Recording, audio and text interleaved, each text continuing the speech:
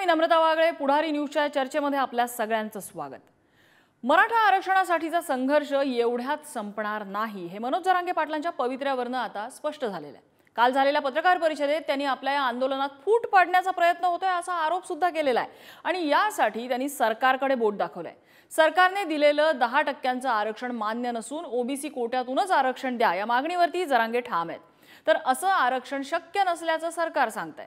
दरम्यानच्या काळात अजय बावस्कर यांनी जरांगेंवर अनेक घणाघाती आरोप केले। यापूर्वी भुजबळ आणि जरांगेंमधली खडाजंगी महाराष्ट्राने बघितली होती आणि आता त्यात बावस्करांची भर पडली आहे। मात्र हा आपल्या विरोधातला ट्रॅप असून अजून असले 16-17 लोक तयार केले गेले आहेत आणि त्यांना पैसे वाटले गेले आहेत असं जरांगेंनी आरोप केलेला आहे। या आरक्षणाच्या विरोधात भूमिका घेताना त्यांनी मुख्यमंत्री शिंदेंकडे बोट दाखवलंय। मात्र यातून अजित पवार आणि फडणवीस मात्र नामानिराळे राहतायत की काय असं चित्र आहे। त्यामुळे या सगळ्या मागे काही राजकीय गणितं आहेत का असा प्रश्न पडतो। सरकारला मराठा समाजाला खरंच आरक्षण द्यायचंय? जरांगेंच्या मागण्या सरकार खरंच पूर्ण करणार की कलगीतुरा असाच सुरू राहणार? या आंदोलनामध्ये फूट पाडण्याचा प्रयत्न होत असल्याचं जरांगे सांगतात। अशी फूट कोण पाडतंय, त्यातून कुणाचा फायदा होणार आहे आणि निशाण्यावर एकटे मुख्यमंत्री का, हाच आहे आपला आजचा चर्चेचा विषय।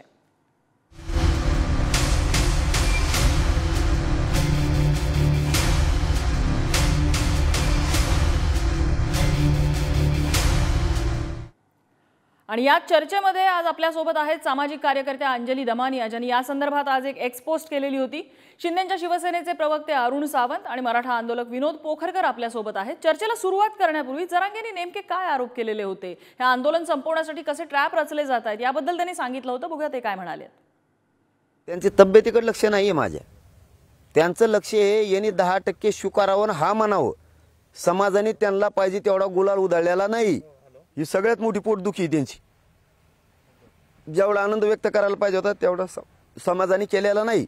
हे जर म्हणला 10% मान्य तर उद्या गुलालाचे ढिगलं पडतील आणि हे जर 10% ते मान्य करत नसला आणि सगळ्या सोयऱ्याचीच अंमलबजावणी करण म्हणणार असला तर त्याच्या जवळचे जेवढे येतं किंवा महाराष्ट्रात एक 16-17 जण तयार केले त्यांनी, हे मराठ्यांना सांगतो मी, तुम्ही याच्या विरोधात बोला, याला बदनाम करायला सुरुवात करा। आणि मग ही कालची सुरुवात आहे।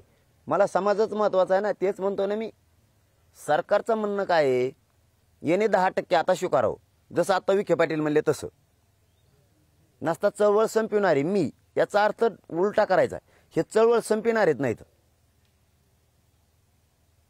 हे असं करणार आहेत। यांचं म्हणणं आहे 10% घ्या, नसता आम्ही ते जिल्ह्यातलं उठिलं ते बावलटकर तसे उठणार आहेत बोलायसाठी तुझ्या विरोधात। याचा अर्थ असा आहे, म्हणजे सरकार जाणून बुजून तुमच्या उठविणार। तब्येतीचं तर देणं घेणंच नाही। मी मराठ्यांसाठी आणखीन लढतो, ओबीसीतून आरक्षणासाठी पुन्हा बाजी लावली मी। मला काय हलवत येत ना, मला माहिती आहे, डॉक्टरला माहिती आहे, तू माहिती आहे, मला सगळ्या माहिती मिळायला लागल्या। तो आता कुठे ते बंधू आले का नाही तिथं, एक बेंगलोरची माता माऊली सुद्धा येणार आहे, तिने ते काय केलंय म्हणून तिला तर 40 लाख रुपये घेतलेत असंही कळालंय। ऐकू माहिती आहे मला, ती 40 लाख रुपये सुद्धा घेतले तिने हे बोलायसाठी, म्हणून एवढ्या गाड्या घेऊन मुंबईत जातो। अहो एका दिवसात याला एवढ्याले चॅनल उपलब्ध होते कसे? मग 19 वर्ष गेले तरी हे चॅनल मला उपलब्ध नाही झाले। 19 वर्ष संघर्ष करतोय मी, तुला एका दिवसात आणि घंटा खरं म्हणतात एखादा प्रश्न सोडवण्यासाठी साम दाम दंडभेद असे मार्ग अवलंबवायचे असतात। हा सिक्वेन्स असतो। साम मार्ग वापरलेला आहे सरकारने, तो काही उपयोगाचा ठरलेला नाहीये। दाम मार्ग वापरलाय का आपल्याला माहिती नाही। दंड मार्ग इथे वापरता येणार नाही हे सरकारला कळून चुकलेलं आहे। त्यामुळे आता भेद या मार्गाचा वापर होतोय की काय असा प्रश्न पडायला लागतो। मी सुरुवातीलाच अंजली दमानिया यांच्याकडे जाईन। अंजली दमानिया जी, आता जरांगेंची प्रतिक्रिया आपण ऐकलेली आहे, तुम्ही त्या संदर्भात एक्स पोस्ट सुद्धा केलेली होती। आत्ताचं हे जे काय खेळ चाललेला आहे या सगळ्याकडे तुम्ही कसं बघता?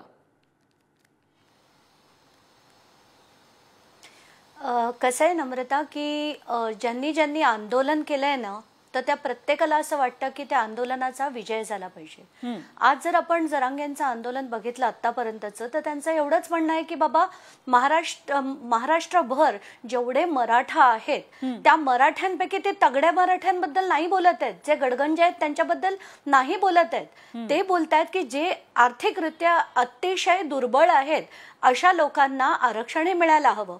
त्यासाठी त्यांनी एक मार्ग दिला की बाबा ज्यांच्या कुणबी नोंदी मिळतील त्या कुणबी नोंदी पकडून त्यांच्या सगळ्या सोयऱ्यांना आरक्षण मिळायला हवं। याच्यात काहीही गैर नव्हतं, काहीच गैर नव्हतं। आता सगळ्यांना माहितीये, जेवढे अख्ख्या महाराष्ट्रातल्या शेंबड्या पोराला सुद्धा माहितीये की जर हे वेगळं 10% आरक्षण दिलं तर ते कोर्टात स्टँड होणार नाही, ते शक्यच नाहीये होणं. मग ह्याच्यात आता मार्ग काय काढायचा? तर आता ओबीसीच्या आधी मला जे दिसतं ते मी सांगते नम्रता. मला असं वाटत होतं की हे फडणवीसांनी भुजबळांना अचानकपणे मोठं केलं. ते मोठं करण्यामागे त्यांचा हेतू एवढाच होता की कुठेतरी हे जर मराठा आरक्षणाचा मुद्दा जर लावून धरला गेला तर शिंदे जरा पुढे होतील आणि मी थोडा मागे राहीन, याच्यासाठी म्हणून यांनी भुजबळांना मोठं केलं. आणि ते ओबीसीचा जो सो कॉल्ड लढा आणि जे सो कॉल्ड सगळ्या त्यांच्या मीटिंगा झाल्या आणि त्याच्यावर जे पूर्वी ज्यांच्या छातीत कळ यायची ते फाड फाड भुजबळ अगदी बोलायला लागले आणि अक्षरशः जे बोलले ते कधीही मर्यादा ठेवून बोलले नाहीत. आता जरांगे जे आधी बोलायचे ते अतिशय मर्यादा ठेवून बोलायचे. ते असंच म्हणायचे की गावागावात आमच्यात भांडणं लावून देऊ नका, आम्ही ओबीसी आणि मराठा एकत्र आहोत, तुम्ही आमच्यात मुद्दाम भांडणं लावून देतायत, असं ते एकदा नाही अनेक वेळा म्हणाले. पण ही मुद्दाम भांडणं लावायला आधी भुजबळांना उभं केलं. तसंच मला असं वाटतंय हे बारसकर जसं जरांगे जे म्हणाले ते अतिशय खरं आहे की आतापर्यंत अशी अनेक पीसीस, अशा अनेक प्रेस कॉन्फरन्सेस सगळेजण नेहमी घेतात. त्याच्यातल्या किती प्रेस कॉन्फरन्सेस कव्हर होतात, पण या सगळ्या चॅनलवर सगळ्या याच्यावर ही जी बारसकरांची प्रेस कॉन्फरन्स कव्हर झाली तर त्याच्यावर आणि ते जे बोलत होते त्यांनी अतिशय टॅक्टफुली गेम केला. ते काय म्हणाले की जरांगे आता असंही म्हणतील की हे सरकारचे षडयंत्र आहे आणि सरकार हे मुद्दाम करताय. तर हे कुठून, म्हणजे त्यांनी सगळ्या बाजू करून कव्हर करून लोकांना हे पटवून दिलं की मी सरकारच्या बाजूनी नाहीये, पटवून देण्याचा प्रयत्न केला. पण हे कुठेतरी नेहमी अडकतात. तर नम्रता जर आठवत असेल अधिवेशनाच्या भर सभेमध्ये तेव्हा भुजबळ बोलले होते आणि त्यांनी यांचं नावही घेतलं आणि दुसऱ्याच दिवशी यांची प्रेस कॉन्फरन्स होते. हा जर आपण क्रोनॉलॉजी बघितली तर हा योगायोग असूच शकत नाही. This is nothing but a stage manage.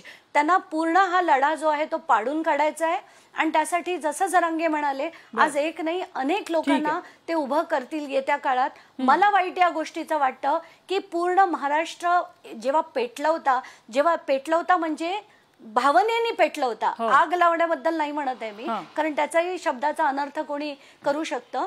तर असा जेव्हा सगळा मराठा समाज जे खरंच मागासलेले आहेत, जे पेटून उठले होते आणि ज्यांना खरंच आरक्षणाची गरज आहे, अशा लोकांना जर ते मिळालं नाही ते कुठेतरी खूप चुकीचं होईल आणि हा लढा परत उभा करणं कोणालाही शक्य होणार. अगदी. मी विनोद पोखरकरांकडे जाते, मग मी अरुण सावंतांकडे जाईन. विनोद पोखरकरजी, आता जरांगे म्हणतायत की अशा प्रकारचे अनेक लोक तयार असतील भविष्यात त्यांच्यावरती आरोप करण्यासाठी. तुमचा रोख कुणाकडे आहे? सरकारकडे बोट दाखवताय तुम्ही?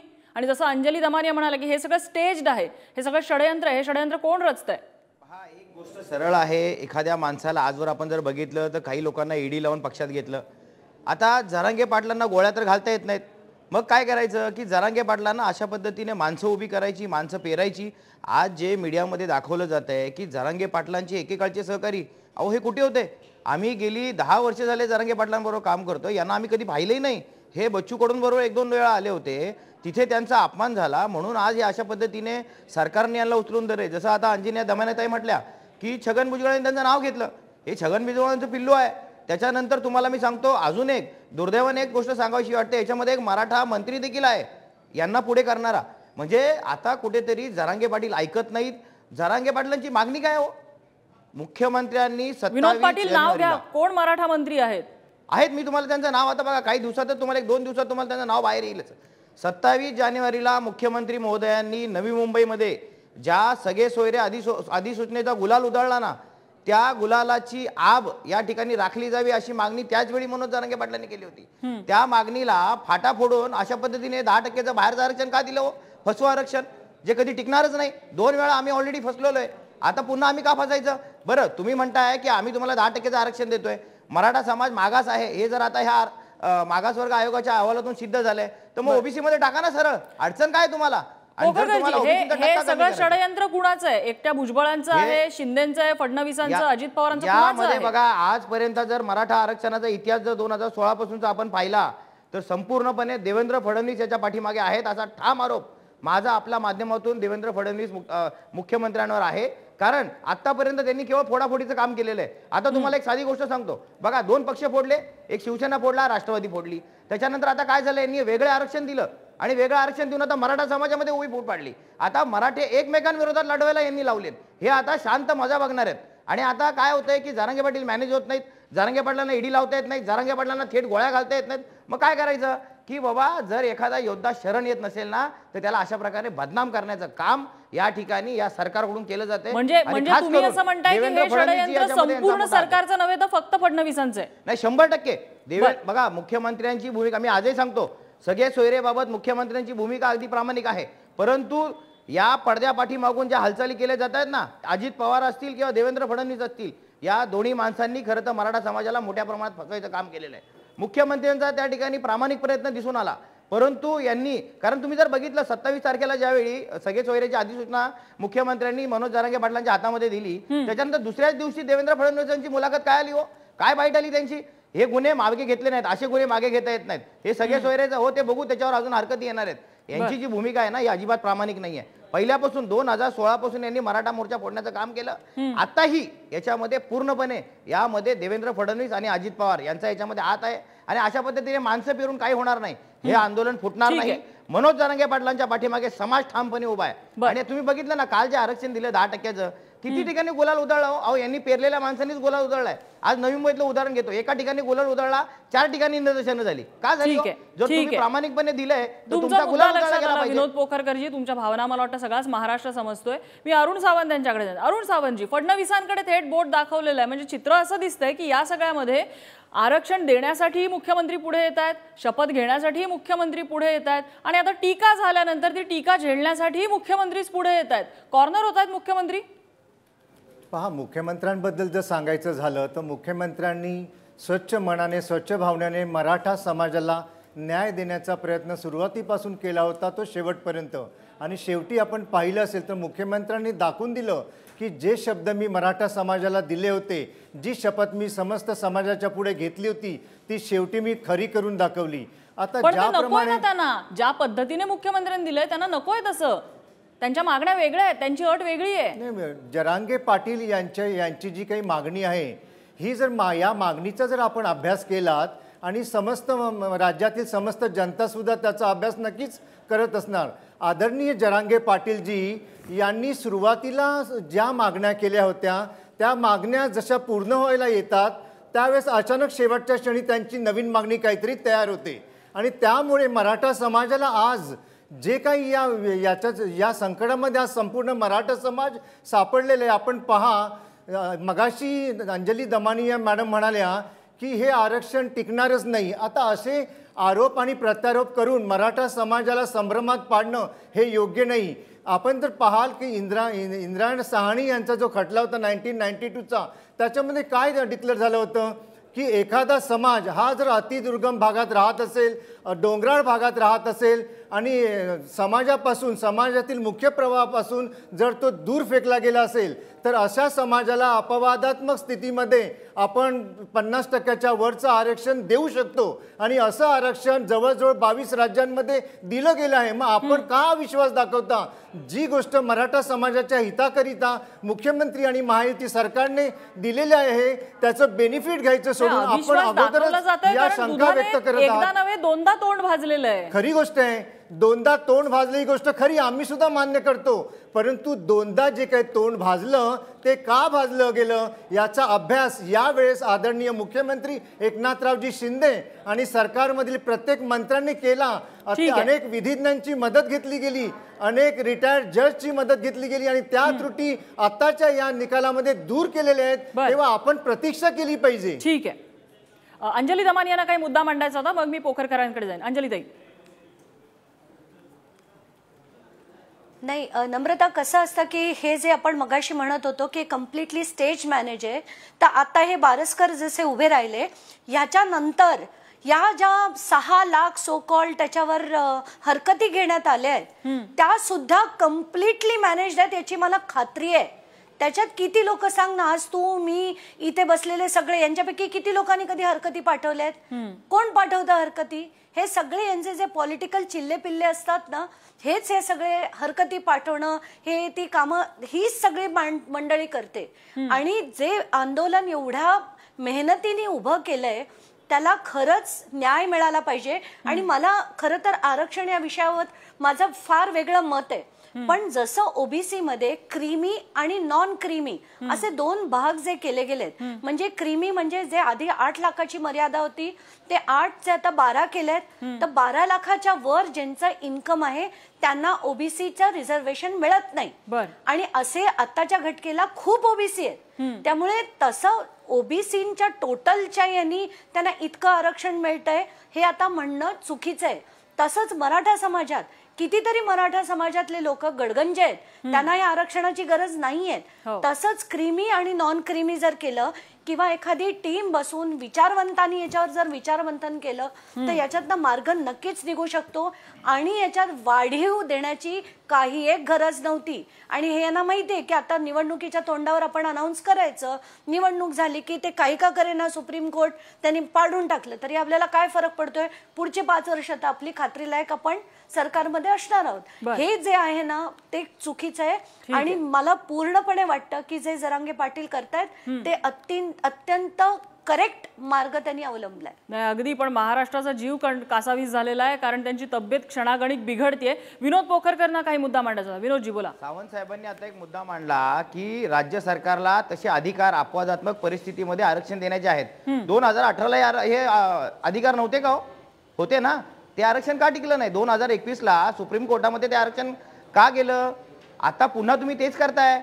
जिथे ओबीसी समाज, जर आपण भाटिया आयोग जर बघितला त्या भाटिया आयोगाच्या नुसार 37% ओबीसी समाजाला तुम्ही 27% आरक्षण देत आहे. आणि आता जो काही सुप्रीम आयोग आहे त्या आयोगाच्या नुसार मराठा समाजाची लोकसंख्या 28% आहे ज्यांना आरक्षण नाहीये. त्यांना आता तुम्ही आरक्षण किती दिलं? 10%. अहो तुम्ही 2014ला काय केलं? 16% आरक्षण दिलं. 2018ला काय केलं? 13% दिलं. आणि 2024ला काय करताय? 10% देत आहे. म्हणजे टक्क्याची फसवणूक बघा किती मोठी होते समाजाची. 28% समाजाला तुम्ही 10% आरक्षण देताय आणि ते फसवा आरक्षण जे टिकणारच नाही. याच्यामध्ये एक महत्वाचं म्हणजे सावंत साहेबांना माझा एक प्रश्न आहे, हे आरक्षण नेमकं तुम्ही कसं टिकवणार आहात कायद्याच्या पातळीवर? हे मला तुम्ही सांगा. सरकारने हे पटवून द्यावं आरक्षण कसं टिकणार आहे. पण हे कोणी सांगत नाहीये. कारण का? यांना माहिती आहे आपल्याला फक्त लोकसभा निवडणुकीचा निकाल लावायचा आहे, विधानसभा निवडणुकीचा निकाल लावायचा आहे आणि मराठ्यांना परत आपल्याला आपल्या पाठीमागे 3 वर्ष झुलवायचं आहे. 3 वर्ष मराठ्यांनी परत आंदोलन करा. हे एवढंच कटकारस्थान या ठिकाणी मराठा समाजाच्या बाबतीत केलं जाते. आणि हे कोणावर हो? हे छगन भुजबळासारख्या चिटपट नेत्यांमुळे. हे अजित पवारांसारखी नेते मराठा असून काय फायदा आहे? यांना सोडलेलं. आपण अरुण सावंतांना विचारूया. अरुण सावंतजी, आता विनोद पोखरकरांनी जो प्रश्न विचारला तो की असं काय वेगळं आहे आरक्षणात जे यावेळेला ते टिकेल? म्हणजे वरकरणी आम्हाला बघताना दिसतंय त्यावेळेला गायकवाड आयोग होता, आता शुक्रे आयोग आहे. त्यावेळी 12% आरक्षण दिलं, आता 10% आरक्षण दिलेलं आहे. टिकणार कसं? कोणत्या त्रुटी आधी होत्या आणि आता त्या कशा सुधारलेल्या आहेत याचं स्पष्टीकरण कधी येणार सरकारकडनं? पहा, याच्या अगोदर ज्यावेळेस 2 वेळा हे आरक्षण कॅन्सल झालं होतं, हायकोर्टामध्ये ते पास झालं परंतु सुप्रीम कोर्टामध्ये ते नीट प्रूव्ह करू शकलं नाही, त्यामुळे ते कॅन्सल झालं होतं. यावेळेस सरकारने या मागच्या वेळेस ज्या ज्या काही त्रुटी घेतल्या गेल्या होत्या झाल्या होत्या ते यावेळेस सुधारण्याचा प्रयत्न केला. थोडक्यात जर काही सांगायचं झालं तर आपण मागची जी काही 2 आरक्षणं रद्द झाली होती त्यावेळेस फक्त अंदाजे 64,000 लोकांचंच त्यावेळेस सर्वे झाला होता. यावेळेस जवळजवळ 2.25 कोटी घरांचा सर्वेक्षण झालेलं आहे आणि त्यामध्ये अनेक बाबींचा, सामाजिक बाबी असतील, सांस्कृतिक बाबी असतील, स्त्री असतील, पुरुष असतील, त्यांचं राहणीमान असेल, त्यांचं खाण्याच्या पद्धती, सर्व प्रकारचं आरक्षण जे सुप्रीम कोर्टाने जी मार्गदर्शक तत्व दिली होती त्या तत्वांचा अभ्यास करून त्यांना जसं हवं होतं 2.5 कोटी घरांचं सर्वेक्षण झालेलं असेल तर त्यातले सगळेच्या सगळे तर मराठा असू शकत नाहीत. त्यातली मोजकीच काही लोक मराठा असतील. तुलना करणार कशी? मागच्या वेळेला हाच प्रश्न होता, तुलना केली कशी? इतर सर्व सर्वेक्षणामध्ये जे काही इतर जाती धर्माची घरं आली असतील त्यांचा सर्वे झालेला नाहीये. फक्त जे मराठा समाजाचे घरं आढळली त्यांचाच सर्वे झालेला आहे आणि त्याच्यामधून जी काय तत्व जवळजवळ 183 प्रकारचे प्रश्न होते त्या प्रश्नांची नियमावली संपूर्ण बढून त्यानुसार ते जी सुप्रीम कोर्ट इच्छित होतं त्यानुसार हे निकष त्यांनी केले होते, त्यानुसार हा सर्वे केला गेला आहे आणि त्यामुळे आज हे आरक्षण टिकेल असं सरकार ठामपणे आपणास सांगत आहे. तेव्हा मराठा समाजाने आणि जे काही आरोप करत आहेत, आता समजा पोखरकर घ्या किंवा दमानिया मॅडम घ्या, यांना बघा आरोप करायला काही डोकं लागत नसतं. डोकं एखादा नियमावली बनवण्यामध्ये नाही आणि एखादा आदेश काढण्याकरता लागत असतो. तर आरोप काय कोणावरही तुम्ही करत सुटाल. परंतु माझं आपणा सर्वांना आणि मराठा समाजाला हे कळकळीचं आव्हान आहे की सरकारने जे काही आपल्याला ओबीसी समाजाला न दुखावता जे काही 10% आरक्षण दिलेलं आहे त्या आरक्षणाचा आपण लाभ घ्यावा आणि ज्यावेळेस तुम्हाला असं वाटेल जरांगेजी आपणास जेव्हा असं आढळून येईल की आरक्षण आता टिकत नाही तेव्हा तुम्ही बाकीचे आरोप करा ना. जर काही घडलंच नाही तर तुम्ही फक्त आरोपाच्या फायदे अगोदरच झाडत असाल तर त्यात मला वाटतं काही योग्य नाही. याच्यामुळे मराठा समाजाचं नुकसान 100% होणार. तेव्हा जे काही आदरणीय जरांगे पाटील यांनी गेले कित्येक महिने मेहनत घेतलेली आहे, तसेच आदरणीय मुख्यमंत्र्यांनी लक्ष देऊन जो काही हा आदेश काढलेला आहे त्याच्यावरती आपण एकमत व्हावं सर्वांनी. हा फायदा कसा मराठा समाजाला मिळेल. आपली वेळ संपत आली अरुण सावंतजी, आपली वेळ संपत आली. अंजली दमानियाजी, आरोप करायला डोकं लागत नाही, बिनबुडाचे आरोप आहेत थेट तुमच्यावर. मला नाही जाऊ दे, त्यांना जे म्हणायचं ते म्हणू दे. मला फक्त क्विकली एक पॉइंट म्हणायचं आहे की जसं यांनी एकमताने अधिवेशनात हे 10% आरक्षण अलाव केलं तसं या सगळ्या राजकीय पक्षांनी लिहून द्यावं की जर हे कोर्टात टिकलं नाही तर आमचे सगळे पक्ष हे कुणबी सरसकट आरक्षण द्यायला आम्हाला काही मान्यता आम्ही देत आहोत असं सगळ्या पक्षांनी लिहून द्यावं. ते देणार आहेत का एवढं त्यांना विचारा. विनोद पोखरकरजी, माझी वेळ संपत आली, अगदी थोडक्यात. बघा काय आहे, एक तर जसं साहेबांनी सांगितलं आता की मराठ्यांचा सर्वे झालाय. कॉस्मोपॉलिटन शहरांमध्ये असे सर्वे होणं शक्य नाहीये. झाकली मूठ 1.25 लाखाची म्हणून त्याच्यावर मी फार काही बोलत नाही. परंतु जो मुद्दा मी प्रश्न त्यांना विचारला होता तुम्ही नेमकं आरक्षण टिकवणार कसं आहे याच्यावर त्यांनी जे मला त्यांच्याकडून उत्तर अपेक्षित होते ते मिळालं नाही. उलट त्यांनी आमच्यावर आरोप केले. ठीक आहे, आरोप करणं काम असतं, परंतु दुसरा मुद्दा माझा, ज्या अधिसूचनेचा गुलाल सगळे सोयऱ्याचा नवी मुंबईमध्ये उधळला गेला त्या अधिसूचनेचं काय, त्या अधिसूचनेची अंमलबजावणी कधी होणार याचं उत्तर मला सावंत साहेबांनी द्यावं. वेळ संपत आली. सावंतजी, अगदी थोडक्यात. पोखरकरजी आणि दमानियाजी, आपण सध्या आरोप थांबवावेत. आपण स्वतःच म्हणत आहात की जवळजवळ 6 लाखापेक्षा जास्त हरकती आलेल्या आहेत आणि हरकतींचं उत्तर जसं जरांगे पाटील म्हणत आहेत की मी 2 तासात देऊ शकतो, तर हा काही पोरखेळ नाही. प्रत्येक ज्या काही त्याच्यावरती हरकती आल्या त्याचा योग्य अभ्यास केला जाईल आणि या अभ्यासात अंती हा निर्णय सुद्धा घेतला जाईल. 10% तुम्ही फोरखेळ केला असं मला म्हणायचंय का साहेब? 10% आरक्षणाचा तुम्ही फोरखेळ केला असं म्हणायचंय का तुम्ही? आता हरकतीचा म्हणताय पोरखेळ नाहीये. समाजाशी कोणीही पोरखेळ केलेला नाही. गुलाल नेमका कसला उधळला गेला? मराठा समाजाचे, मी स्वतः मराठा समाजाचे आहे आणि मी या प्रयत्नांची दाद देतो. मराठा समाजाने सुद्धा मुख्यमंत्र्यांच्या ठीक आहे, या क्षणाला मुद्दा असा आहे की जे आरक्षण आता सरकारने दिलेलं आहे ते कायद्याच्या चौकटीमध्ये कितपत टिकणार आहे आणि जर मराठा समाजाला भरवसा द्यायचा असेल तर काय त्रुटी अशा सरकारने दूर केल्या ज्याचे दावे ते करतायत ते सगळं सविस्तरपणे समोर मांडणं गरजेचं आहे. समाजाला विश्वास देणं गरजेचं आहे. जर सरकार म्हणत असेल की थोडीशी वाट बघा आणि थोडासा धीर धरा तर सरकारने तो धीर धरण्यासाठी समाजाला ठोस कारण दिलं पाहिजे. केवळ आरोपाच्या फैरी जर दोन्ही बाजूनी झडत राहिल्या तर भलं यातनं कुणाचंच होणार नाहीये. या चर्चेसाठी आपल्याला अंजली दमानिया, विनोद पोखरकर आणि अरुण सावंत तिघांनी वेळ दिला. तिघांचे खूप खूप आभार. चर्चेचा आजचा धुळा इथे छमलेला आहे. उद्या पुन्हा एकदा भेटूया नवीन विषयासह. पाहत रहा पुढारी न्यूज.